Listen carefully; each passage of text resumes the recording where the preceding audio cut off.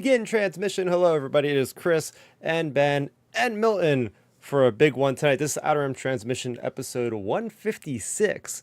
We're here, first and foremost, for our first in-depth discussion review of the Acolyte. Episodes 1 and 2, Lost, Found, and with the other title that is Vengeance or Revenge Justice. There we go, Revenge Justice. We're going to get on all that, plus some video game news and some other general Star Wars news, all on this week's episode. First of all, how's it going, guys? Go Go ahead. ahead, Ben. Okay. It's going good. Just had a good weekend. Had some good workouts. Kind of the normal stuff we're always up to. Just fitness, working out, keeping up with Star Wars stuff. Didn't really consume a lot of Star Wars stuff over the weekend, other than rewatching Acolyte and really. I'll get into some ideas I have on that. I kind of went Bill Belichick on Acolyte last night, Milton, really studying the film breakdown. And then other than that, it was just a pretty chill weekend, and also watched the Dark Knight trilogy this weekend as well. So that was always a fun viewing experience. Yeah, it's always interesting to watch something like a trilogy straight back to back to back. I did this same thing recently with Lord of the Rings over the course of 2 days. Watch some at night. That's how I did watch it. some in the morning because and I don't even think that was the extended editions. But it's cool because sometimes watching movies like that will give you a different context, with the continuity being you're just rapidly going from one to the other. Some of these movies are made together, like Lord of the Rings. I don't know. I don't think Dark Knight trilogy was made together, right? That was each separate movie. Yeah, that was it was separate. It was separate, but just the way they do those three movies, they're put together so well. In terms of in universe, they're each separated by several years. But the thing is, it's just I don't know, the way Christopher Nolan did those movies, it just feels like they just are so seamless, and they're just so well made. Always a classic watch. Always a really fun watch.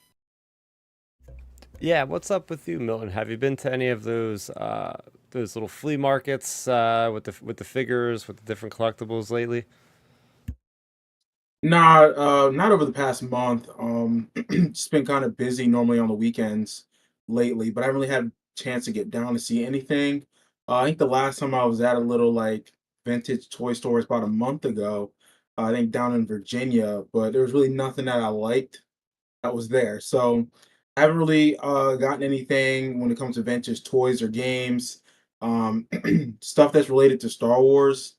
Honestly, probably the biggest focus I've been on when it comes to Star Wars, obviously doing the podcast when I'm on it, but I still watch a mini series that's currently on YouTube called What If Obi-Wan Kenobi Was Great? It's that same YouTube channel Prism that's been doing these what it's right now it's 6 episodes, but they're 7 minutes a piece of each episode, and they're really really good. The AI and the sound stuff that they do, it's really dope. So that's probably my biggest thing when it comes to Star Wars content that I'm consuming, besides what we do on the podcast. Yeah, I mean I was gonna change our week in Star Wars to how did we watch the Acolyte, because for me that was all my mind. When we have something this big and prevalent, it's yeah, of course that's what we're looking. Our Eye of Sauron is gazing on what is the Acolyte right now. So we'll get all to that in a moment, but first we're gonna go ahead and tackle some housekeeping. So you can watch us live on YouTube every Sunday night at 7 p.m. Eastern. It is now the season of Acolyte, so that's what you can expect us to talk about every week, breaking those episodes down in deep dives every single week here.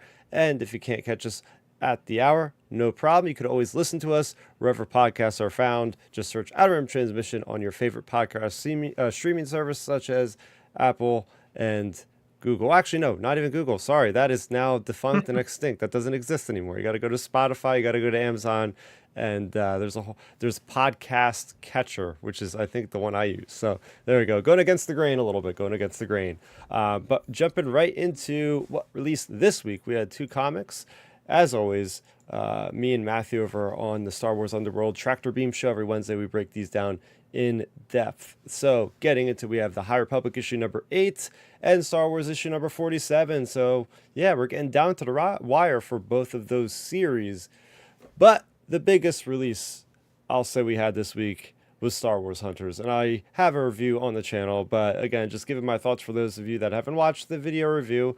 Pleasantly surprised. Pleasantly surprised. I've been kind of joking, talking about the headlines with this game is like, oh yeah, here's another trailer. Like, not expecting this thing to be anything worth of note. But I'm not a mobile gamer by any stretch of the imagination. I try some of the bigger ones, like, oh, Diablo Immortal. Yeah, I played that for 5 minutes and that was enough. I just tend to not like looking at a screen, a tiny screen, more than I have to like that, especially for long durations of time. But when I can't even play the game on consoles, I got no choice to play this thing. Because I'll be honest with you, I have a controller. I have, let's see this one here. I just have this like little clip that goes onto your Xbox controller. Put the phone in there, and you're good to go with Bluetooth. So that's how I've been playing it. But yeah, even the other night, me, the guys from the Star Wars Underworld, we got together on the Discord and had a full pre-made 4v4 game going on. So a lot of fun there. It's basically the way I like to put it is Overwatch meets Battlefront 2, because it's kind of like the game modes of like Overwatch, like capture and control, different things like that. Plus like the antics of Battlefront 2 hero versus villains, where it's just like different hero characters duking it out. Really creative, really unique characters.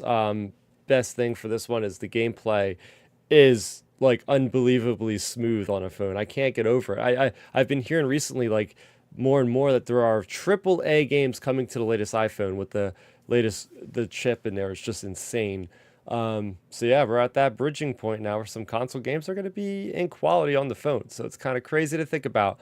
Hopefully they'll port it to the Steam and console so I could play it there. But yeah, very, very impressed. I know, Ben, you are interested in trying this one. Have you tried it yet?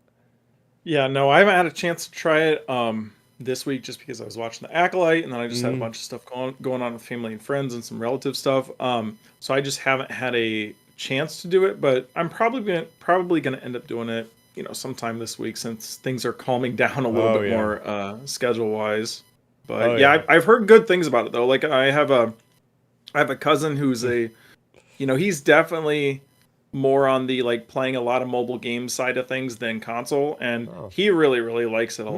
lot. He's really had a good time with it, and he's been playing it a lot from what he's been messaging me about anyways. So so it sounds like people are liking, he did, you did, and I've seen a lot of good buzz. I think within the first couple days it had like 1 million downloads, I I believe I know. It's saw. like, what the um hell? hmm It's So crazy. that's really good for a game called just Star Wars Hunters, and I not know. like Star Wars prequel trilogy or something. But Like it's good. it's so cool and it's so inventive. Milton, I thought about you playing the game because they have the whole premise is like there's a planet called Vespara, which has like it's all about like there's like an ESPN-esque channel network that is, broadcasting various stages where they have like it's like a game show. Like they have you can hear the audience like clapping and cheering in the background because it's like watching like American Ninja Warrior or like wrestling or something because it's like you have these like athlete like type people that all have these personas that are in this ring like they're like professional wrestlers or something, and it's like the presentation is crazy. Like they have all their special names like Char for this Trandoshan and Graz for this Wookiee. Like it really is like bombastic kind of sort of thing. And I was like, this actually feels really authentic. Like they went into this one lane and they just stayed in this lane and we're like, you know what? This actually works. So I was thinking about you with that. Okay, I'll have to check it out maybe. Yeah, yeah, and because there's another guy. I know you play this one as well, Galaxy Heroes. That's like, yeah, it's fun. I wouldn't even call a game necessarily fun because it's more just like, oh, it's a collectathon, right? Like you're not really actively playing necessarily. Whereas this one is like, oh, this is like me playing on the Nintendo DS like a game versus like some stupid cell phone game or something like this is actually something different. But yeah, no, definitely recommend everybody out there give it a try. It's free. So there you go. We're gonna ride the video game news for just a little bit longer because we are in that time of year, early June. There's no more E3, unfortunately, but there are still like the big heavy hitter companies, publishers like Xbox and different third-party people are putting together the showcases to show what's coming out this year and next year. And well, we have another glimpse at Star Wars Outlaws now. Keeping you guys up to speed. By the time you hear this, there's probably even a bigger, better walkthrough that's out. But on Friday we got some more footage, and the big thing I'll talk about, because we're going to talk about Outlaws again next week, because we're getting this thing tomorrow that's going to have like the full walkthrough of what's happening. But we did get like I think it was like 40 seconds. Anyway, the biggest news out of that was Lando Calrissian will be a prevalent character in the game. And he's shown in the trailer with Kay Vex, the main female character that is playing Sabak. And that's another big thing. Like, this is the first time, to my knowledge, that Sabak is going to be a playable mini game in Star Wars. Now, I know you're saying, like, there's a card game in Knights of the Republic. Technically, that's called Pizak, which is different. So, we are getting Sabak. You get to see Lando Calrissian in a yellow shirt a la, Solo Star Wars Story. And I just heard this from the director on IGN's live thing they had him on, and he was saying something about the game you get skill points, or in a normal game you would get skill points. It's just like a random arbitrary number on a menu screen. In Outlaws, you actually have to go to certain characters of note that will train you, and it's basically more of a story driven thing than just like, oh, just a stupid menu option. And Lando Calrissian's going to be that. Like, you're going to have to go find Lando, who's going to be in a different spot, and he'll teach you some certain skills or something like that. So I'm digging it. And even in the teaser that they showed, it's just like the world seems very dense, meaning like the environments look like they're very well drawn out. Lots of characters. They did confirm that you actually can go from hanging out in a cantina on one planet, getting your speeder, going into your ship, going into the orbit, then going into the space itself, taking out TIE fighters, going into hyperspace, into another orbit, then go down to planet and hang out in another cantina without a loading screen. Like, this is seamless gaming with Star Wars. It's the first open world game, so this is the first time somebody's actually going to tackle that. Now, I know, Ben, you have some thoughts on all that. Yeah, I mean, I think those are really good features, and I think it sounds really good as well, like adding in, familiar faces, because that's what we talked about months ago when we had our Outlaws discussion. When you have a character like Kay Vest being, smack dab right in the middle of the OT, it's like, all right, she has to, like, you can't have a bunch of her running. Something must happen on his end. Yeah, I Yeah. just got reconnected. Okay, I'll have to fix that in There we go. post. Sorry about that. Internet had a jump in the connection there. Go back to everything you were saying about Kay Vess, and I was asking Yep. you just a general thought of the game and Yep. how she was fitting in with the galaxy, and she has to be in certain places or something Yep. like that. Are we on? We are on. We're good. We're good. Okay. All right, folks, we're back. This is live, old-fashioned live television. But yeah, back to what I was saying. When it comes to KVS and Outlaws, I really think a big part that's interesting about her, interacting with Lando is something, we brought up months ago on the podcast when we were talking about Outlaws as like just a standalone episode, is like you have these characters, think like Cal, for example, or even if you go back to the days of Starkiller, etc. You have all these characters involved in these major timelines and major planets and events and things. Like, if you're a game, you have to involve notable characters, or people are going to go, wait, you have all this going on, but they're not going to run into any of the bad guys, any of the good guys we know, any of the smugglers we know, nothing. So it's great that we're getting Lando involved, because Lando is a really good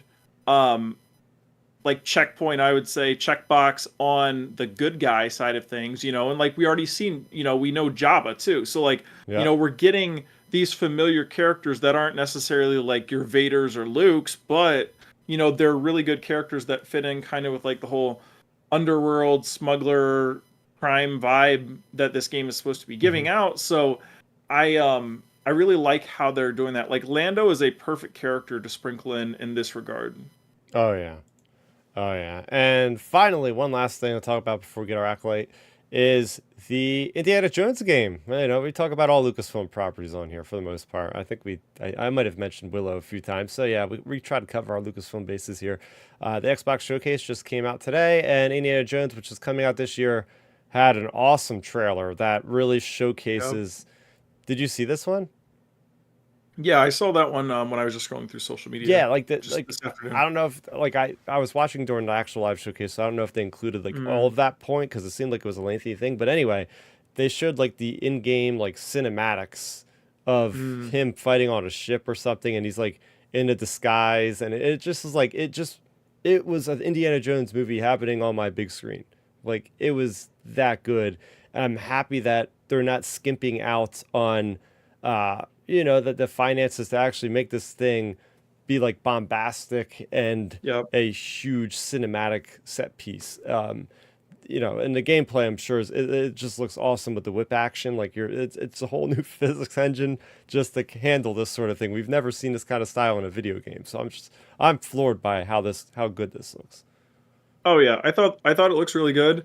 I'm happy they in general, made an Indiana Jones game, because in my opinion, like the only good indie game we really had to my memory was the Lego indie games. I thought those were really fun back in the Yeah. day. Um, but I never liked the um, I don't even know what you call it, like real life Indiana Jones game that we Okay. had on Xbox. Like Yeah. it was like Indiana Jones and like the island something something something. I don't know, Yep. whatever it was Yep. called. Yep. It was for Xbox, but Yep. like I played that back in the day and I thought it was bad. So it's nice that we're actually getting an Indiana Jones game that looks really, really good cinematically. Like you said, like um obviously like the gameplay is going to be so modern and updated and stuff, where it's going to be a lot of fun. I'm that's one of my most anticipated games this year, other than like the normal games we get. Oh yeah. So looking forward to that. Looking forward to that. There's a whole lot of games coming out of Summer's Game Fest and everything. I've got to find a place and a time to talk about them specifically on the channel or wherever else I can release content, because my mind's still spinning from watching all that stuff. I'm still parsing it together. It's crazy. But still, what I'm parsing together at this point is The Acolyte. I also rewatched this series. So saying I rewatched the two episodes at least, I don't rewatch anything anymore. Like that used to be a constant thing in the early days of Disney Star Wars with The Mandalorian. It was all new. It was like, ooh, a Star Wars show. I can just watch this over and over again. This 25, 30 minute episode. Like this is great. I've never done this before with Star Wars. I'm used to watching live action 2 hour movies. This is cool. I can rewatch these things and try to really decipher, because everything was just brand new for that kind of Star Wars viewing. So since then, I've lost the enthusiasm. The luster has worn off. But the Acolyte had me intrigued so much, because this is the brand new era of Star Wars, that I had to go through with a fine tooth and comb through the episodes again, to just check them out. I really that should be evidence enough without me even telling you my thoughts past that point. I enjoyed this. I enjoyed this immensely. Not just because there's a lot of High Republic goodness in here, but it is something that challenges Lucasfilm to do something a little different. We've been stuck in the original trilogy for so long. We're seeing Jedi in ways we haven't seen them before. Just a lot of rich characters, a lot of new locations. Oh my gosh, the amount of characters that they created, the species, all these unique aliens. I felt like I was watching The Force Awakens all over again, because there's so much of that feeling. And I know it's probably because it was filmed in Pinewood, I think, Ben. I know it filmed in England. Yeah, it was. I say it was. I think it was some Pinewood and then some just like traditional like green screen stuff. But yeah, like they've done. Yeah, a lot of it was like Pinewood and those locations over there. So that's why some of the shots, it has a really nice look to them. Yes, the music, everything I've really, really enjoyed. So first impressions are two thumbs up for me. So I'm going to throw it over to Milton on your first thoughts for the Acolyte episodes 1 and 2. Yeah, so I watched those two episodes yesterday afternoon, and I sent you guys some messages later after watching them. But my initial thoughts were, okay, solid. It's a solid start to what they're trying to set up. I just because we got these two episodes, we still don't know exactly who's all who and what they're really trying to figure out yet. I mean, we don't really know who this acolyte person or movement is yet, so that still needs to be cleared up. But I thought the show is solid thus far. I mean, the visuals look amazing. I will say I was very impressed with the visuals, especially seeing Coruscant Yeah. and seeing how the Yeah. Jedi Temple looks like 100 years Mm. previously to what we know to the prequels. It looks amazing. That's what I've been clamoring. I thought it should look like this in the sequel trilogy Ah. because of my thoughts of what the New Republic will look like Mm.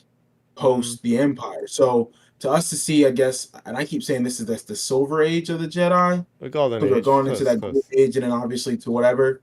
To see what the Silver Age is like for the Jedi Knights and how they don't see the threat of the Sith yet. I thought that was really cool to see that aspect of it. I think I mentioned this last week in the podcast about the dogmatic view of the Jedi and how I want to see that be exploited. You could see in these first two episodes how the Jedi's philosophy is very, how do I want to put it, like I will not say barbaric because that's not the word I want to use. I just want to say it's very like blah. Like, does that make sense? Like, you can Yep. see where it's like, okay, they are blinded Mm-hmm. to what the true threat is going to eventually be. So I love seeing, because you saw who's, I forget who the lady, the main female Jedi who was in the mask, who's the master, I forget her name, Vernestra? but how they talk about feelings and emotions and that type of thing. And I was just like, okay, like this is your downfall. So it was Mm, cool to see that. Yep. I thought the visuals were great, the music looked good. Overall, the episode was solid to me. I did have a minor beef with it, and we'll get to that later, but it was solid. It's laying the foundation of what they're trying to tell over these next, hopefully, was it 6 episodes, 8 total, or something like that. So hopefully, Mhm. we're going to see a clearer picture moving forward. But overall, solid. All right. And over to you, Ben. yeah, I mean, I can echo kind of both of what you guys were saying. Like for me, first initial watch, I thought it was very solid. Just solid because in my even on both rewatches, I still think some of the set designs do feel a little cramped. Like to me, like the prison sequence is an example. It's like really, I don't know, it's just kind of claustrophobic. But I think overall though, the episodes really did a good job of like showing a new era. I think they did a pretty good job of introducing the new characters Yeah. that we're going to be following. And one thing I do like, one little detail that I do like that I haven't seen like anybody mention on any reviews anywhere, and I haven't even mentioned it to you guys yet, is it's kind of like something, from like Legends or even the current canon, etc. Is I like the fact that we're getting the younger teenage Padawans being out in action right now because like Mm. in Phantom Menace, Obi-Wan was basically a knight. Like, he's a knight. Anakin in Attack of the Clones was older. He was like 20 or whatever. And like, now we're getting to see like these new apprentices out and about. Like, Yep. because the reason I bring this up is, I've been listening to Outbound Flight and like, Anakin at that time is like 15 or 14 in that book. And it got me thinking, I was like, man, it's so nice actually getting to see Padawans out and about like on a mission versus just like as background characters, in the temple and in the prequel trilogy. So it's cool getting to see them kind of like out in action like they are. But yeah, overall, I think the main takeaways, I really thought the episodes both were they were a really good entry point into this new series. And it's nice, I feel like as well. They made it in a way so you don't have to do any homework going into it because Mm. there was a lot of concerns I feel like Yep. from just scrolling through general people online like, oh my gosh, am I gonna have to read however many higher public things to understand this era? And Nope. they do a good balance. It's similar to like what Filoni and Favreau did with Mando. Like, hey, we're introducing Bo-Katan and Boba again, or well, Bo-Katan more, or Ahsoka, and like you don't need to watch any of the other stuff they've been in. We introduce them really well, so it's nice they like with this show, like Headland and crew, introduced the High Republic era well enough where, you don't have to have read stuff, but if you do, it kind of enhances it for like, people like Chris or others that are like really big High Republic fans.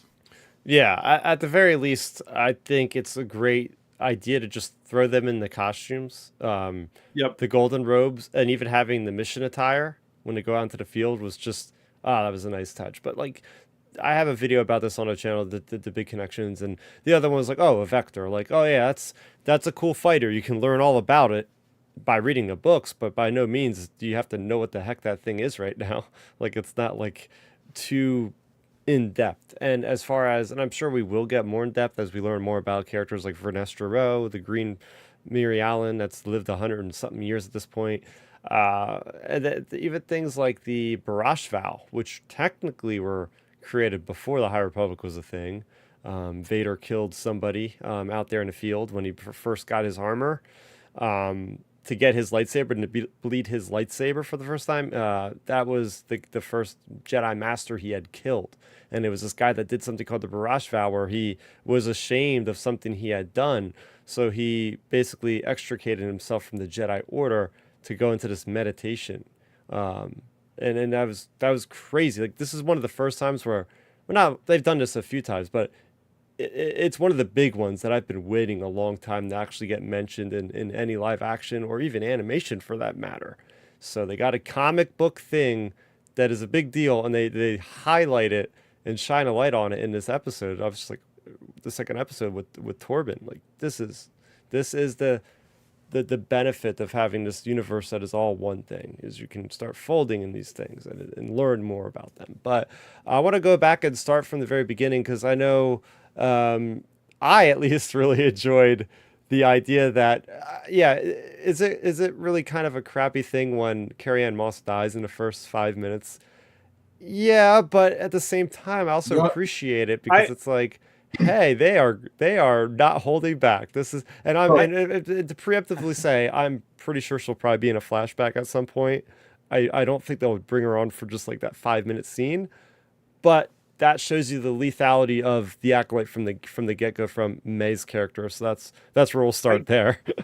I Here's my thing about that. Here's because that was like that's one of two of my two biggest gripes, because I think, and I know why, you use her in the marketing. She's a big name Hollywood actress. I mean, she's known for you know the role she's played, obviously being, Trinity in the Matrix series and other iconic roles she's played.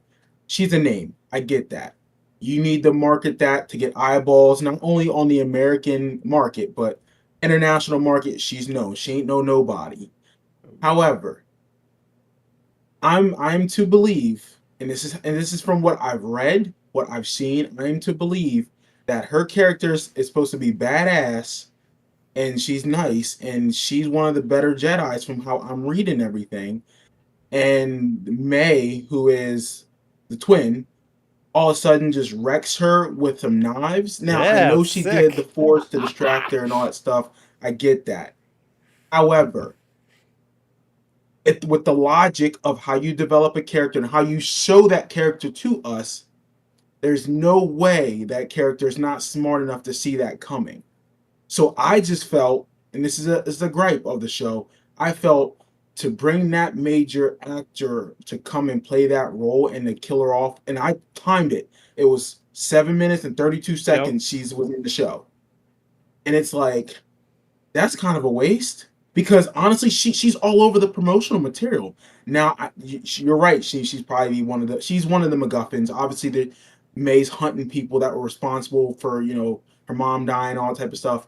Spoilers, but like, if we're gonna get her in flashbacks or something, she's better be super significant. I don't want to get these 2 minute scenes or whatever. I'm like, you hired Carrie Ann Moss. She ain't no nobody. So I want to see her be a Jedi and a whole bunch of stuff. Like, I want to see her fully be part of Star Wars. I think that's where my gripe comes in. I feel like she was just a cameo and not actually a yep part of this product. I'll I'll say I'll hop in here on this one. So I'll say, like, with me, I can like echo a lot of those sentiments. I was definitely like shocked that they killed her so quickly. I assumed she was gonna die whenever that scene came around, based on a lot of the marketing we've seen her in just that area. So I Right. was like, oh boy. So like I was already kind of like thinking that. But my thing with it is, I kind of have more of a, all right, so for me, for starters, with the scene, the way the scene plays out and stuff is cool. Like, visually, action, all that stuff, blah blah blah, checks the boxes. It's funny now. Now, Endara and Qui-Gon are the only two people who have died by getting stabbed. Um, but uh, but when it comes to her, I really think, see, to me, it's almost like, it's hard to put it. It's hard to explain it. It's if I can get my point across, it's like, I feel like with this scene, it's more okay, well, we obviously May kills her with knives and all this stuff, yada yada yada. But I really feel like the way they did this scene and the way they used Carrie Ann Moss, it was kind of like all right, versus say giving us an episode building up Carrie Ann Moss and stuff. They wanted to give a shock value by showing us they would kill Carrie Ann Moss in the first 5 minutes of the show. Like for the general audience, like mom and pop watching, like, oh my gosh, you just killed Trinity. That's a big Jedi. Oh my gosh, this Sith character, this May chick is a bad chick. I feel like it's more for your like general pop people that are like, just to present shock value more than anything, Yeah, which I really feel like that's why it's just a plot device. I think more for like yeah, meta purposes, like outside of the show. right. But yeah, I I would have think the liked it if scene they would though have reversed it. was yeah. I like your idea you just mentioned. They would have flipped it. They'd have said, okay, show how powerful she is, how impactful she is. Like she should have been the last Jedi she's hunting, Yep. just to build up May to show that she is a formidable opponent and she's smart, and then lead into Carrie Ann Moss. Let's say she got killed in episode 2. I'd probably be fine with that. And look, I'm not against anyone dying, so I don't want anyone to think, oh, Milton doesn't want no one being killed. That's ridiculous. I always root for the villains in half the shows I Yep. watch. But like in this case, you have an actress who brings a lot of cachet and credibility to any product that they're part of, and to just shock value the audience within the first 7 minutes, say, oh, we're gonna just use her as a MacGuffin early on and then potentially bring her back for some flashbacks. That doesn't cut it for me. Just because I feel like you have to use her to build up your villains and then have her then be used to flesh out the story. In my opinion, I thought Leslie, it was a Headland. Hmm. Yep. In my opinion, she kind of muddled that, but I could be wrong. She could surprise us in the next 6 episodes and how they bring that character back into the fold and how her impact has been on May's character. Mm. I just I just absolutely love the idea. Just taking Carrie Ann Moss as the actress out of the whole thing. Just if it was any other Jedi, just the coolest fact is we're getting a show pre Phantom Mhm. Menace of this veiled assassin going around hand in hand with a Jedi and not even using a lightsaber to take him That's out. right. Like that, and then next episode not using a weapon, just using this like the Palpatine. A lot of the times he gets his way, and that's where the master of her is saying like, don't use steel, don't use a laser or whatever he was saying, plasma. It's Yep. just the idea of ultimately the Sith will overcome the Jedi, like with things like Order Mhm. 66 and the creation of the Empire. They don't destroy the Yep. Jedi by force. So like whoever Yep. is the mentor of her, this is what gets me so excited because this is exactly what the show is pitched to do, and this is exactly what we've gotten in the Mhm. first 2 episodes. Is we're getting the protagonist is a bad guy, is a Yep. Sith acolyte. We haven't seen anything like this before. Well, Right. Which one again, thing. I think that's very attractive. That's why I feel like if they continue to go down this route to flesh out this, I mean, obviously it's called the Acolyte facts, but I feel like they're going to flesh out what the Sith is truly all about and what led to them to become what they became and what we know them Yep. of. Because yes, we have the Darth Bane books, the Rule of Two, we have Darth Plagueis, which we all know should be canon, but like, I think this will be a great opportunity Yeah. to take the best of like the Darth Bane stuff, the Plagueis route, because again, Plague, and at this time, Plagueis is around. We have to assume he's around.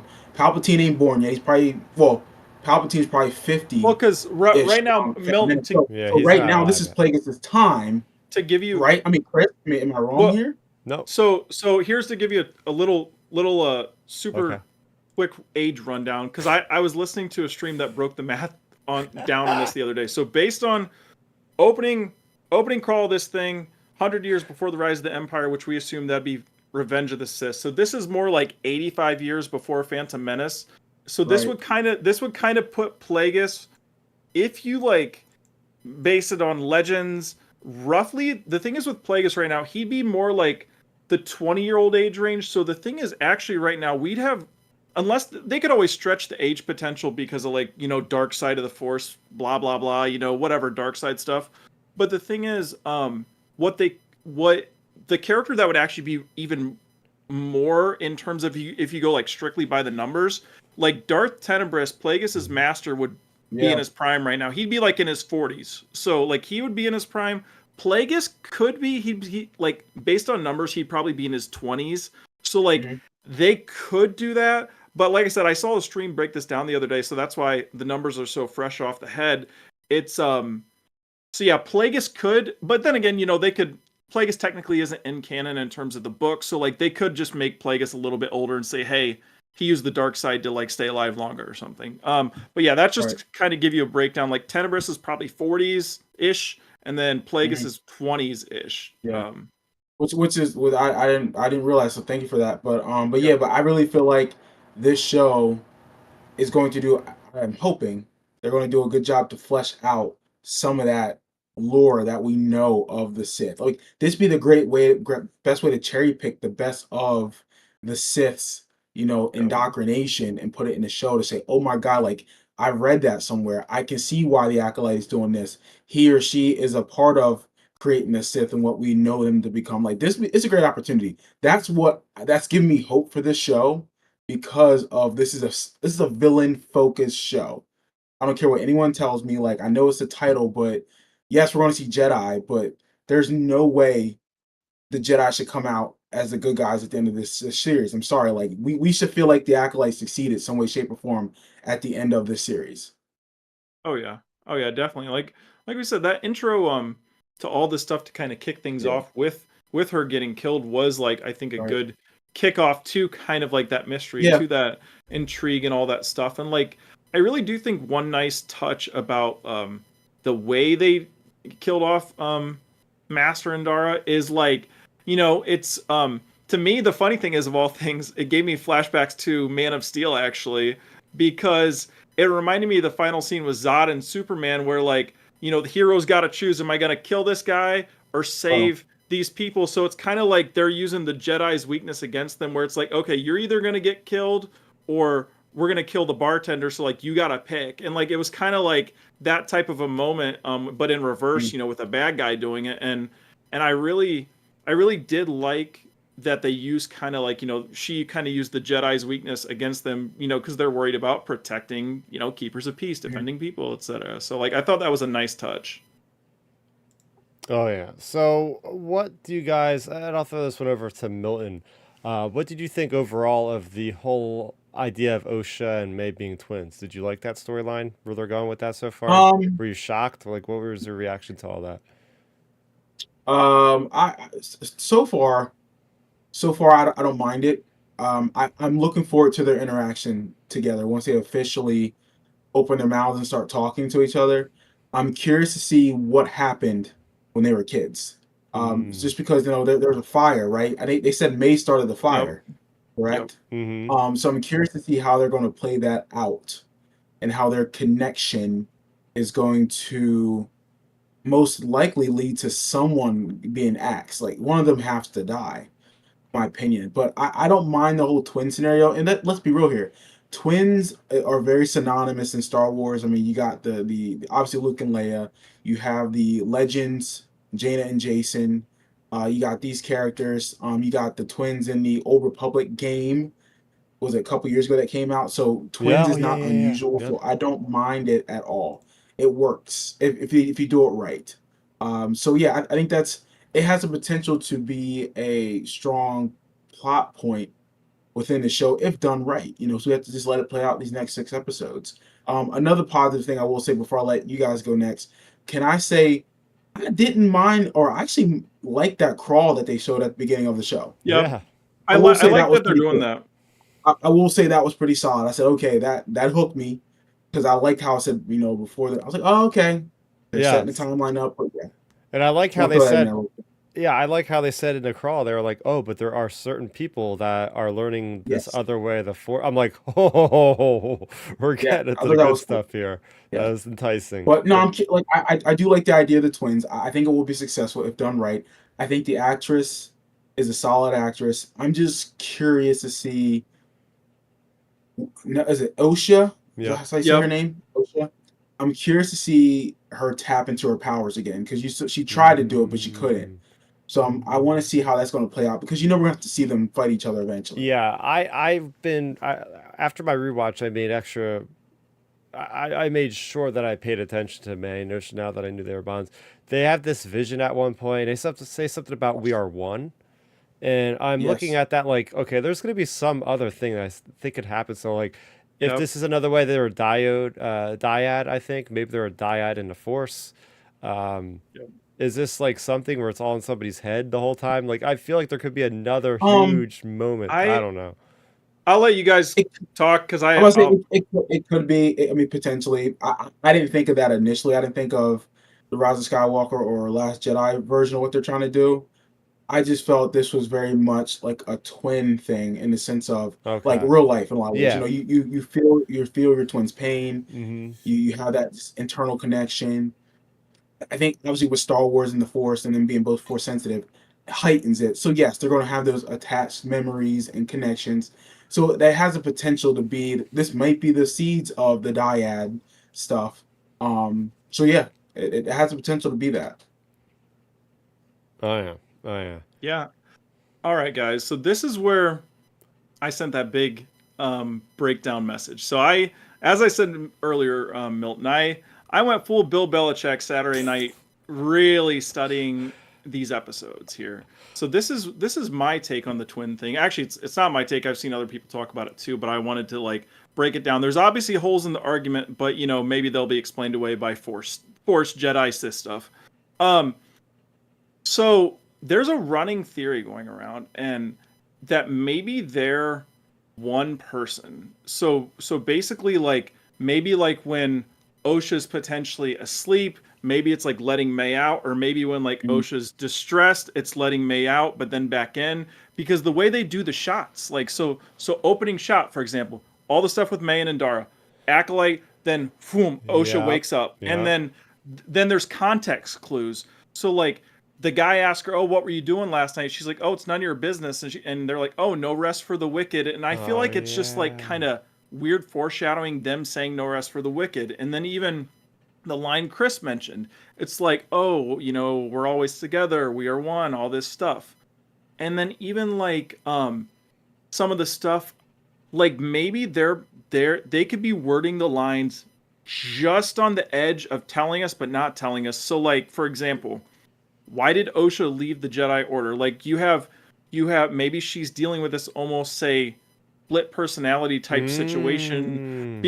because think about it this way, like when she's standing up on the cliff, she's like, I didn't do it. And Soul's like, "Oh, I know, I believe you." Yeah. Maybe she's saying that in a way like, "Hey, I didn't do it. You know what's gone on with me in the past with this problem I'm having." And like, and then her even saying Osha's not, or Dude. May's not dead, blah blah blah. I So is it May's not dead as in like the person, or the other side of me that's kind of getting let out for some reason, almost like a pseudo like Hulk type Like a Jekyll and situation? Hyde type thing. Yeah, like a Jekyll and Hyde situation. And then even another big thing for me is why the heck when the whole Torben situation. Okay, so if like why is Osha hearing May's little kid voice versus hearing her adult voice down the hallway? It's just so weird, and like just the Well, way hold they on. do so many of the shots. Right. I It's will just say only because I mean I will defend the whole voice thing because she only knew her as a child. oh I yeah, mean that is that's very how true. I would think of it logically. It's Yeah. like, okay, if I had a twin brother, and let's say I only knew him as a child at the age of 12 or whatever it was, Well, I never heard his voice as an adult, so I wouldn't be and able to recognize it. yeah, that's actually a And very like your very subconscious would valid. just think of that child. I mean, she probably still sees her sister as a Yeah. child. Oh yeah, that's actually You a know, very very valid point. But like even with that, there were several times through this series, through these first couple episodes, where something May related, and boom, Osha wakes up like that, because that yeah. happened yes. another time too. So it's like, is she either it's like a dyad situation where she's seeing what May's doing and May's alive actually, or is it like kind of like a weird dark Jedi Jekyll and Hyde situation where like sometimes May gets released or sometimes May is kind of dead or whatever, and like they're playing really kind of like tricky, kind of tricky wording with us on the wording. Like I said, the oh, believe me, I didn't do it, blah blah blah blah blah. Like maybe it's going to be one of those situations where we get later in the series and we're like, holy smokes, all these puzzle pieces fit Oh together, Right. man. and because like that was a big critique I saw from a lot of folks watching the premiere.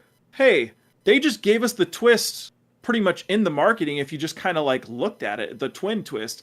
And even I feel like there's even kind of a meta shot at the twin theory because Yord literally says this twin theory and he's like protesting it and stuff. Right. So it just Well, makes and me wonder if they're gonna like kind of get tricky with it and do this crazy weird forced Jekyll and Hyde projection, ghost projection right. thing. I don't know how to explain it because there are obvious holes in it. The main hole Mhm. is clearly when Osha is with Soul and May is doing her thing. But is it just because like May is kind of let out? I mean, I don't know. Like it's odd because the thing is, one more point, and I'll let you guys expand your ideas on this. But the thing is, the Jedi, like we know how strict the Jedi are on stuff. Like even from the prequels and the High Republic, I'm sure Chris can attest to this. But like they would, in theory, know for sure. Like someone would have marked down if Osha's twin survived or something like. And nobody knows that she even, well, for one, had a twin, but for two, the people that were there all thought she died. So it's like, what's going on with that? So maybe they just maybe it's just this weird dark force thing. And who knows, like what if the twist, see, another thing too, the emotional side of things, because I'm presuming all four Jedi are going to die, including Soul. So how big of an emotional moment would it be for Master Soul if we get to the end of it and Osha like fully embraces the dark side or something, and she's the one to turn on Soul after Soul has like kind of reconciled with her through this series. So I don't know. It's just an interesting theory I've seen other folks talk about, and I had to bring it up here. And when you rewatch the episodes, I can see where it's coming from because there's a lot of hints of it. Like I said, the waking up is the big thing for me. Like I feel like, yeah, All right. but Thanks, Dark Nerdy Gonzo. He said her influences are Frozen on Kill Bill, and it's the big one here, Fight Fight Club. Club, we know there's an alter ego situation in Yep. that.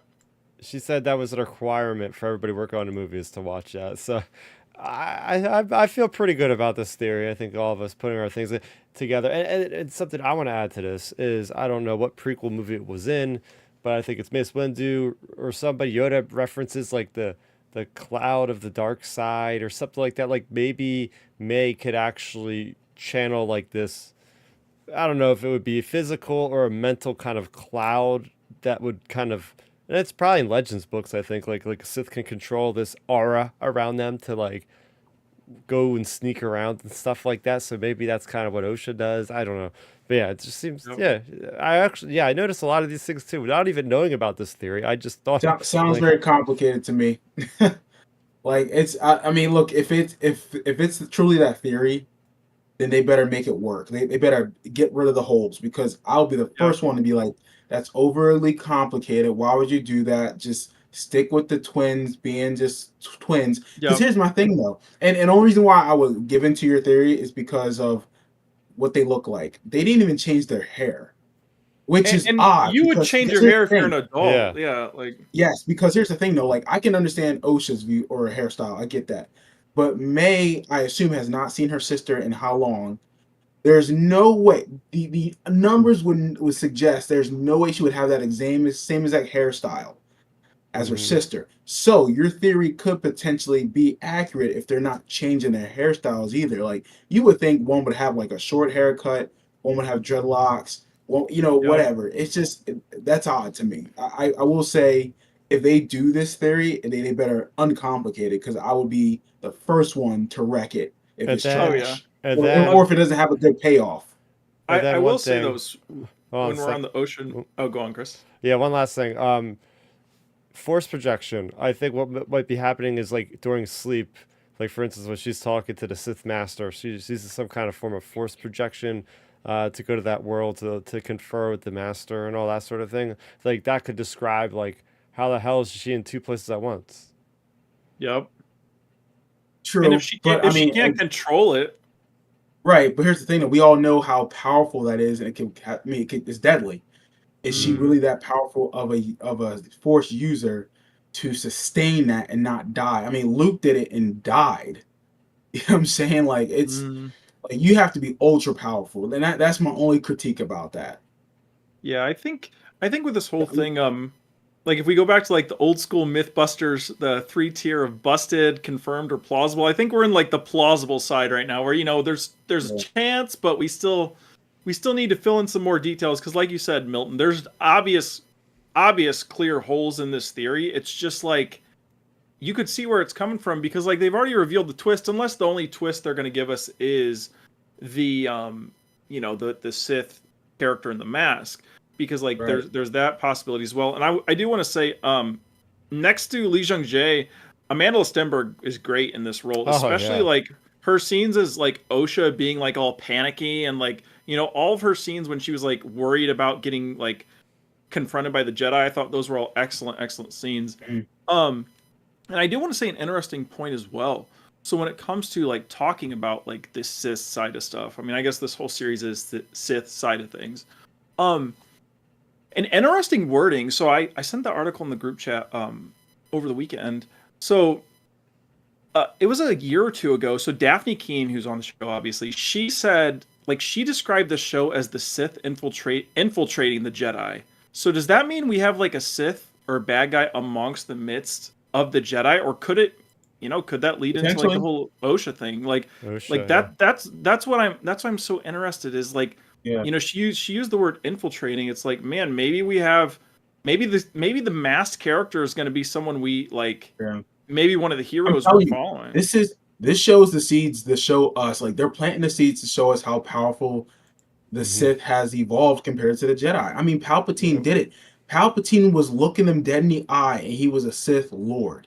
He was Yeah, able to mask all the his power. I masters. mean, Yep. yeah, I mean, the dark side does cloud their vision. So for her, and I didn't know that that quote was even said. So for her to say that, I mean, maybe the acolyte is someone that was around and who's actually currently in the temple right now, for all we know. You know what Hmm. I'm saying? So, but speaking of temple, and I put this in the message guys yesterday. Where the hell's Yoda? Because if Jedi's getting killed left and right, they're going to tell him, "Hey, Master Yoda, listen, old girl got killed, old boy got killed. Blah. I mean, masters are getting. He Where's went to Yoda? Oh. We need to tell Yoda. We need to what tell what's Yoda. what's the planet, Chris? He went to the casino planet from episode 8. Oh, Canto Bight, he Oh, was yeah. Canto he was Bite. Yeah. he was Sure. on vacation at Cantonica. Canto Bight. I'm just saying. Let's keep it real though. I mean, nothing happens in that temple. Now, I don't know what his role is currently, but he ain't no scrub. So like, at least you're gonna let Yoda. Yoda's gonna know. I, Oh, I Indara got killed. Blah blah got killed. We gotta communicate this to Yoda.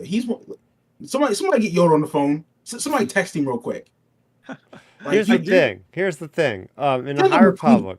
High Republic, right? Like Yoda has, he's been known to disappear. Like I think it was in Phase One when the Nile first attack. Like he's out there fighting the Nile, and then he just goes off on like this certain quest, and he's gone for like entire crucial moments of the Star Right. Wars galaxy. I hear you. Listen, So I don't there's disagree. And been look, I common know in real times. life, I get it. People in real life are busy. You don't get all the news, but Yoda ain't nobody, and I assume he's on the council at this point. Yeah, he is. Yeah, He knows something, okay? Like, come on, mom, it's Yoda, dog. he'll That'd be be in like, it. somebody and with the Joint Chiefs. Oh, this person got killed in the military. Oh, let's not tell the Joint Chiefs. They can just wait. No, I do. no, you're I going to tell the Jedi Council. Like, you know what I'm saying? Like, I do think though, to like justify some of those choices though, not to include Yoda yet potentially, is maybe it's going to fall along those lines of like you're saying, Milton, about like the Jedi hubris and like all this yeah, stuff, where it's going to be like, hey, like the Jedi could potentially almost have like their like almost cliques of people they talk to more, or like disclose right, information to. So maybe it's like Venestra, Soul, Yord, the Padawans, etc. Like, maybe it's just like this group where it's really kind of isolated, because right. they're clearly like sweeping it under the rug in this. So Yeah, I they're think investigating. I, So, I think I think that's going to be like the justification as to the mm, Yoda thing. But yeah, it mm, is funny just like seeing a master get taken out, and they're like, Yeah. Nobody, like, there's no head, like, it's funny. Well, and actually, I will say this, and this is something I remembered, like, there is a quote in the show when Soul says to that, one master, he's like, "If the public knew about this, Yep. then our political enemies," and he said political enemies, and I'm like, "Oh my god," I'm like, "The Jedi are truly, like, a part of the problem." Like, you're Yep. seeing Yep. that. Yeah. So they're Because, like, building it. again, that's what part of their downfall, and I thought that was a smart line. I will say with all the crap that Leslie gets for writing her shows or whatnot, that's a smart line to sit there and to say, "Our political enemies," I'm like, "Oh, this is perfect. This gives us that prequel feel." Yep. Like, they're indoctrinated into the political, game, they're kinda letting the government dictate their behaviors when really they need to be an independent, operator. I love that. That was actually smart. Oh, it certainly was. Getting back to the first scene, well, just jumping all around. That's fine. It's a good organic conversation. But seeing the Moidians just brought a big smile to my face. Like that immediately was like, Yeah, oh my gosh, this is like Phantom Menace. Like we haven't I seen thought these about that guys. too, but without the weird annoying voices. Yes, there we go. Yep. There we go. But yeah, the mention of like, yeah, that's what I like about the shows. They have really good writers that are involved with Star Wars that love Star Wars because they mention like things like Nar Shaddaa and the trade Mhm. feds, and I think like what is it like the Corellian core Corellian or something like there's different things that were real Corp deep tech or cuts, core whatever. tech, like stuff like that where it's like from the books. It's this is great storytelling. But I Even really the enjoyed. Yeah, go ahead. even the sequence with I mean, look, you talk about Phantom Menace references. I mean, they literally say, "Oh, only R2 units can go out to like put a fire out on a ship." And like that's Yeah. literally a callback right to the Phantom Menace with R2's introduction. I mean, that's literally what he does. So, they definitely took their inspirations and like Easter eggs from Yeah. that movie as well. Which is smart. Like, you have to tie this into the prequels. I mean, Yep. it's smart writing because again, it's 100 This years, but these people, these things around, like, it's going to feel very familiar to us if you do it right by connecting those two, eras together. know, yeah, this feels more like I'll give it credit where it's due. This feels more prequels than what I was anticipating it being. Right. Like Oh, I was anticipating them making it feel like really really separate. So it's nice that it feels like it has some good connectivity, even though it's still like Right. 80-ish years behind. oh, certainly, certainly. What did you guys think about as far as like the presentation of like the mystery element of it? I know last week I think it was we were talking about like, oh yeah, there's those mystery elements in Attack of the Clones, and even at one point I think it was during the second episode, I'm pretty sure they played a track almost straight from Attack of the Clones with Mhm. Obi-Wan Uh, investigating something. yeah, I have to go back and rewatch that, but yeah, I'm fine with it. I Mm-hmm. mean, Mm-hmm. that's the whole point of this show. I mean, the Yep. title says itself, The Acolyte, and they kept it that way. There's been no clues given to who that person is, man or woman, which I think that's obviously the main MacGuffin of the show, besides May taking her revenge. But who is this acolyte? What is he or she all about? What are he or she's end game, or whatever? And just to get the voice at the end of it, was episode one of that Mm-hmm. Yep. person that ignites Yeah. the saber. I thought that was awesome, and it's like, Yeah. okay, I want to see more. I want to see Exactly. what leads up to this. Exactly. And that's another big positive for me is the way the episodes end. This series honestly could have just came out with the one episode. I think oftentimes, Ben, we talk about, oh, they need to show like two or three episodes at the front because that's the only way they're going to hook the audience. I think both of these episodes, even the second episode, like this really interesting thing with, oh my gosh, there's a Wookiee Jedi, like, and they're going to end there. Like, I got to watch more. I've never seen a Yeah, Wookiee Jedi before. What's going to happen with yeah, I thought that was this? pretty cool. So they've been Yeah. really ending strong, and I think it's great to see that each one of these episodes really stands well on its own. Yeah, no, I agree 100%. And I think, yeah, Ben and I have been saying this for years now. Like, you have to do a two-episode premiere, especially for Yep. like a Star Wars or a Marvel type property, because and it's also because it's streamed, so you can go 45, 50 minutes and tell these stories. And you need to engage the audience in a way that's like, okay, I want to come back next week. I want to come back for more. And Chris, you've been clamoring for that for years. You wanted to make it not a weekly thing, an event each Yep. week. Mm-hmm. You know, because I thought these episodes were coming out in the morning. I didn't realize they were at night. And I was like, Yep. oh my God, I have to wait until 9 o'clock. I'm never up that late, Yeah. but I then look forward to watching the next day when they're released. So I think that's an important thing to keep Mm-hmm. people hooked on the front end to have them coming back the next 6 to 7 weeks. Yeah. What what did you think of Master Soul there, Milton? Because I quite enjoyed him. Fire. Actually, he was probably my favorite character Mm. in the show so far. He reminded me of Qui-Gon Jinn in a lot of ways. He reminded Same. me also of the blind guy out of Rogue Oh, Sheeran. One, Donnie Yen's character. Yeah, I Sheeran forget. Inley. yeah. Old But Sheeran. yeah, like he reminded me of Donnie Yen's character in Qui-Gon Jinn. And I actually went back to looked at some interviews. He did say he did take a lot of inspiration from Liam Neeson's character from the prequel. Yep. So you can see it. You can see how the way he looks, how he talks, how he dresses. Um, I love Master Soul. I really feel like he was probably, in my opinion, the standout of the first two episodes. He was Well, very how do I want to put it? He seemed more. I felt more invested in him. Mm. oh Yeah, yeah. no, Oh, exactly. Go ahead, Ben. oh yeah, most definitely. With Master Soul, like I think he was definitely like such a big standout, for all those reasons both of you guys mentioned. Like you said, Milton, he was, checking out, studying the tape of Qui-Gon and stuff, like checking him out.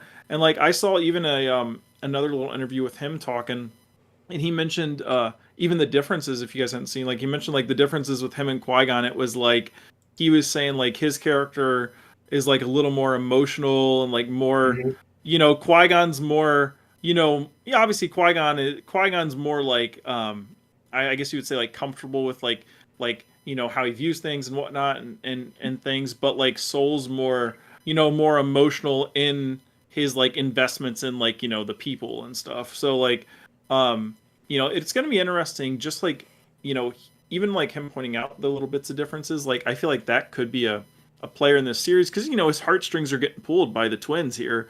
So, yeah, I think he was definitely like a standout for this. Like to me, the two best actors clearly were him and May slash Osha. I think those were the best acting characters out of all of the actors that we seen in the first two. Yeah, I really enjoyed the actor for Yord. I thought he added like some Bennett, I levity. believe is his last name is. Yeah, something like that. Yeah. He just added like this. Oh yeah, I'm a Jedi. I've been a Jedi Knight for 2 years. Like, but yet he like kind of Yeah. screwed up the mission, and he's acting like he was like that like buffoon kind of character Yep. that I enjoyed him quite a bit. Well, Chris, the funny It, thing is with him, like I was definitely going into this series with a little interest to see how he was going to even play his role because he's acting like buffoon, also acting like he thinks he's just like hot stuff now because he's like just became a Yeah. knight like a year ago or whatever they said. So you have that, and he did a really good job from what I've heard, anyways, from folks that like get into like all the higher public stuff. I'm sure you can attest to this, Chris. Like he did a good job of portraying, I guess, what a like higher public Jedi would ideally look like and like act like and stuff. Mm. And then also, um, it's good. I'm glad. I was happily surprised that like he turned out really well. Like after he made his like in several interviews, foot and mouth such situation saying Anakin blew up the Death Star. He said that in like four separate four. He said that, and I'm like, it wasn't just one slip up. It was like 4 or 5 separate interviews when he yeah, was I talking read about that. it. I heard about that. And I saw the clips, and I'm like, bro, nobody corrected him. But acting wise, he did a really good job playing that like kind of like stoic Jedi. I mean, heck, even I think it was his character. It might have been the apprentice, whatever her name was. Jackie They Lam. said, yeah, she said the Palpatine line in the name, or the Mace Windu line. In the name of the Galactic Senate of the Republic, you're under arrest. Blah blah blah, like all that stuff. So I don't know. Like his character really did it was a really, really good job actually. Like I was very impressed with his acting and stuff. I He, thought he was good. He shouldn't give us information about his Star Wars watchings though. No. And listen, I didn't mind him as a character. My Yep. only thing about his character, and this is just a Leslie Headland creative thing, his haircut. Stop Mm. giving people the freaking Killmonger haircut. Not all black people got that haircut, dog. Like, do it different. I'm like, stop it. That's Michael B. Jordan's haircut.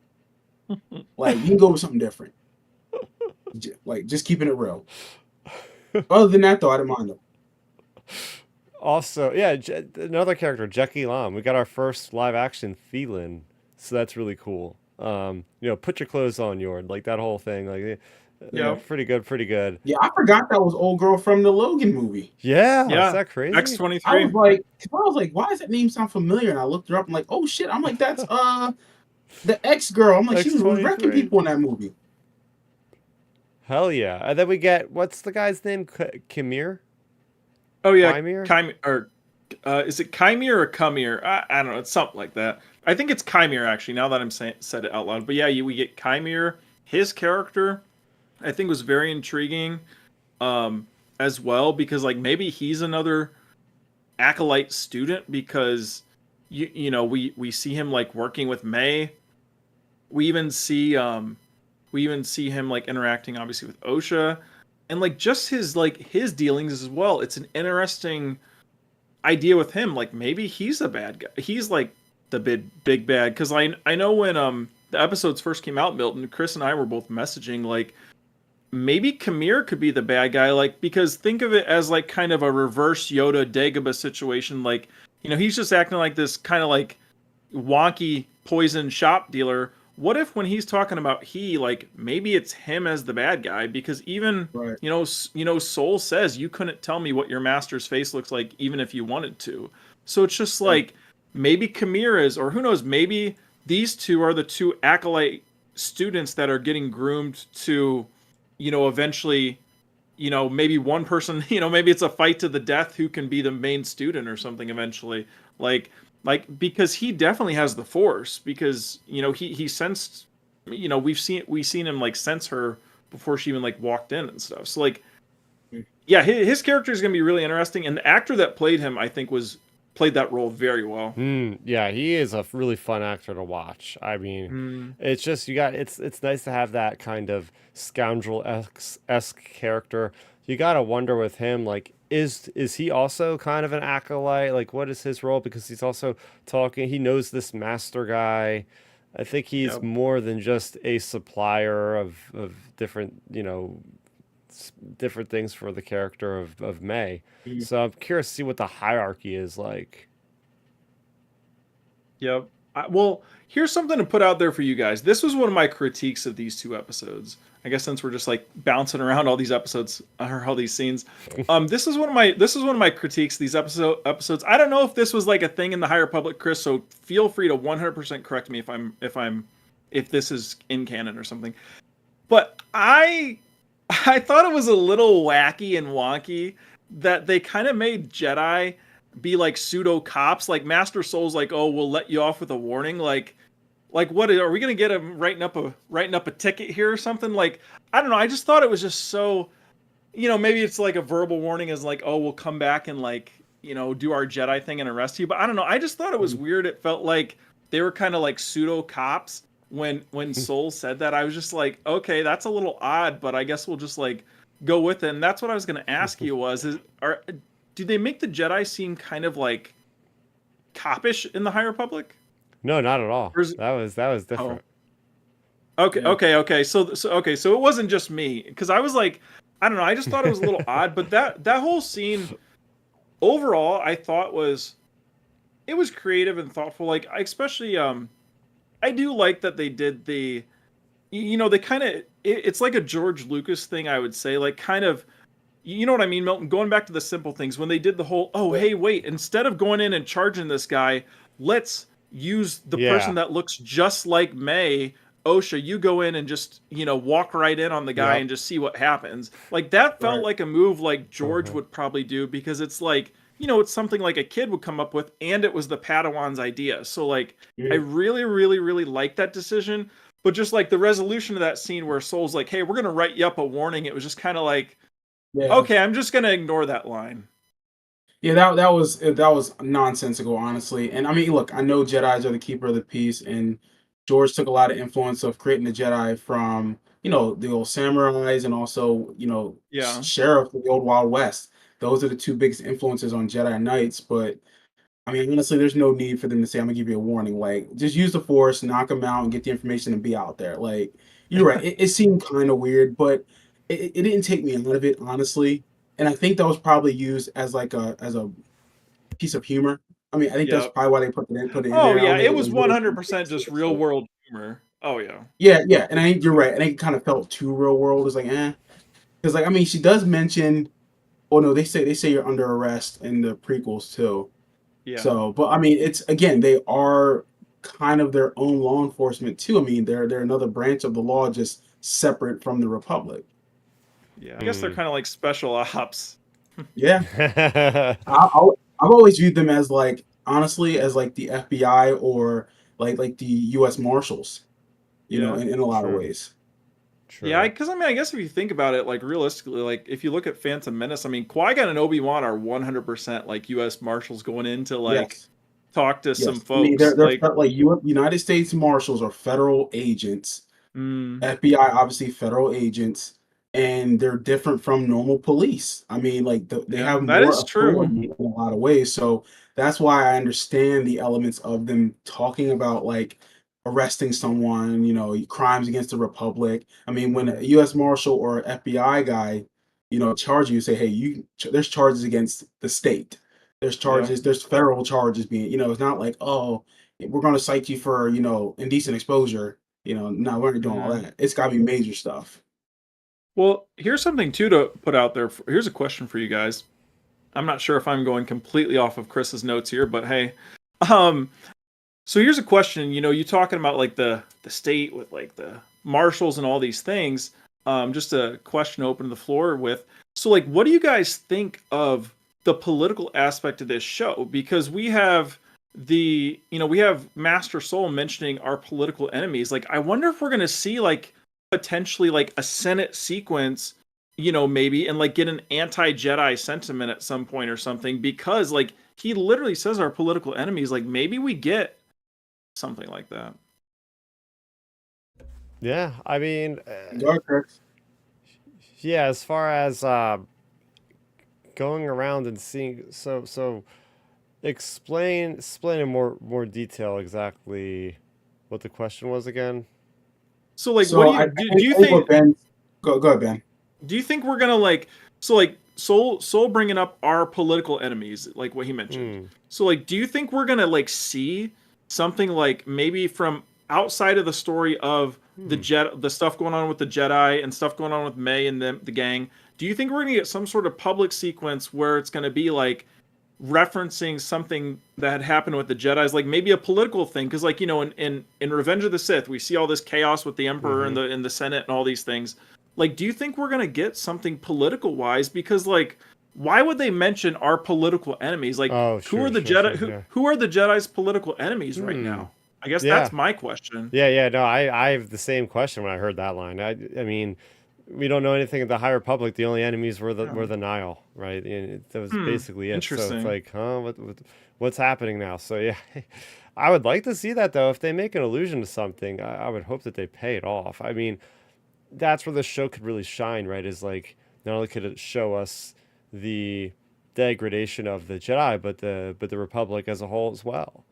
So it could show the cracks in the foundation for both those organizations somehow. I mean, we've seen it in Nemoidans already. What's not to say that they don't have more stuff with the Trade Federation in the background somewhere? Right. Hmm. What about you, Milton? I mean, look, y'all know me. That's some of my favorite stuff to watch in Star Wars is the political aspect of it.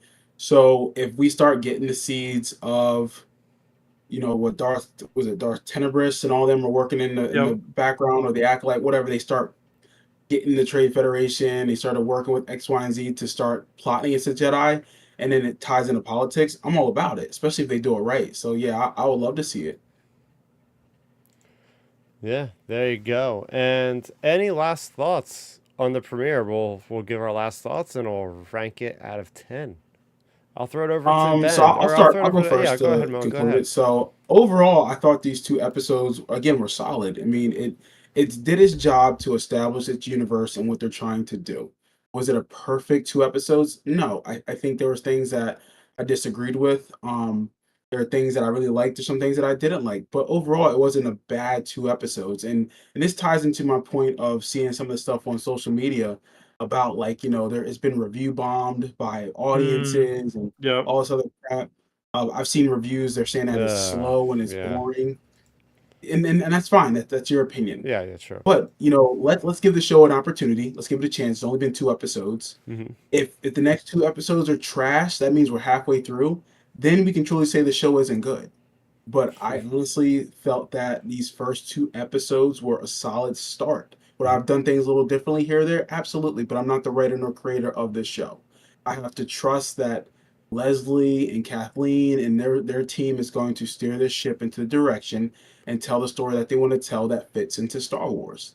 So overall, the conclusion of this, I would say the two episode premiere, I would say a good 7.775. Yeah, 7.75. Yeah, that. Actually, no, I'll bump it up. No, no, I'll bump up to an 8. It was a solid 8. There we All go. right, A solid 8. look at I that. can't like it wasn't bad to me, so I have to give it a chance. It was a solid 8. Yeah, like you said, until we know more, we can only base the scores off the episodes, and I'm in the same place as you, maybe a little bit higher. I'm going to give it an 8.5. I've just everything was a lot better than average. We'll put it that way. Now, that doesn't sound like great. Like everything was great. It was, yes, it was way above the midline, right? All this stuff was elevated. The combat, the martial arts, amazing. The sound really resonated with me. The characters, introducing a wide array of characters and doing it all well in a little over an hour with these two episodes. Mystery plot, great job with that. Really stringing me along. You know, we're resolving things, but we're also getting more questions when questions are resolved, which is the best way of making something like this in this kind of space with a mystery style. So yeah, really enjoyed this one. Very happy that these first two episodes really landed landed well for me. What about you, Ben? Yeah, I mean, for me, my initial score, first watch, first night was a 7.3, a real strong 7.3. But then after rewatch, like, I enjoyed it more, I would say, just for like what it was, for, just the intrigue of it, just getting to see some Jedi out and about and doing their thing, and just like, especially combing over the episodes more as like more of a hardcore fan. Um, and yeah, just overall, I think it was a really solid way to start the series. So the important thing, like Milton said, just got to keep building on it and keep building on it and keep building on it. So for me, it's a really strong 8 as well. So I bumped it up point, another 7 points there just to get it to an 8, just because it's like I feel like they have some really good potential here. We've heard even just from reviewers that have been out there that have seen the episodes, like this week's might be a flashback. So that means like we might get the big Wookiee fight scene, the following week, Ooh. because I don't know. I think the fight with Cal Naka is going to be really good. I really do, just because it's what we talked about, Chris. Like it's a big hulking Wookiee, so like how are they going to do that? Like because especially with her not using a lightsaber. So I'm so interested to see where this show goes, and I'm looking forward to it. And especially like this coming week, anybody who's listening, like, you know, if you're online and uh, consuming Star Wars content, just like be vigilant, because it's probably going to be an interesting week based on this coming episode. So just it's probably better if you get fired up. Probably it's not a good thing to like consume a lot of stuff online this week, because I think there could be a lot of hot button debates, and just kind of like a warning for fans getting online this week. Like go at your own risk, I'll say. But yeah, hopefully we have a Right. great episode this Tuesday, and it's gonna be interesting. Yeah, I think we're gonna get into the good stuff here because there have been critics that have seen 4 episodes to review. So, and from what I've read in those reviews, episodes in 3 and 4 seem like they're the best ones yet. So, and that's not knowing any of the spoilers. I've just Yeah. non-spoiler reviews people Let's have hope. said. Yeah, let's hope, because y'all know me, man. I got no problem saying, "Oh, that's garbage." Yep. Like, but I'm being hopeful. Oh All comes yes, down to execution. That's the important thing. Just Yeah. gotta stick it. That's the important thing with all these shows. Like really, that's something I feel like with like Star Wars content in general. Like any of this stuff could on paper be good. Like, you know, like look at the sequels. Like they could on paper, if you just read a bullet point list, they probably could be good. It's execution. That's the important thing. Like, you Mhm. know, we saw it with the Kenobi show or Boba, or like we saw it in better instances with more like Mando season 2 or Ahsoka or things, or Andor for some folks. So like, you know, it all comes down to like execution and like the writing and how the episodes play out. yeah. So there you have it. Our first review of the Acolyte series. Come back same time, same place next week. YouTube.com/Starrapter at 7 p.m. Eastern on Sunday. Milton, where can the people find you online? And what are you going to be talking about? They can find me on Twitter at Milton Weber 7 or on Instagram at Milton7Weber.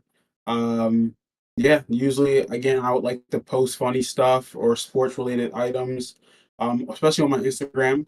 Come check it out, come interact with me. I like to laugh, I like to talk, anything that's funny and positive. So appreciate everybody listening, everyone watching. Hope you all have a good week.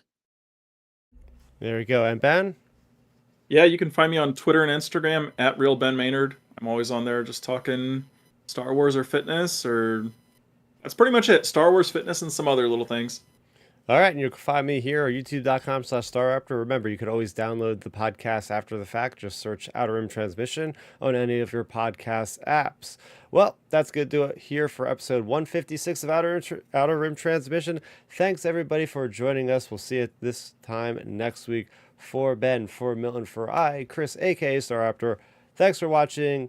May the Force be with you, and transmission.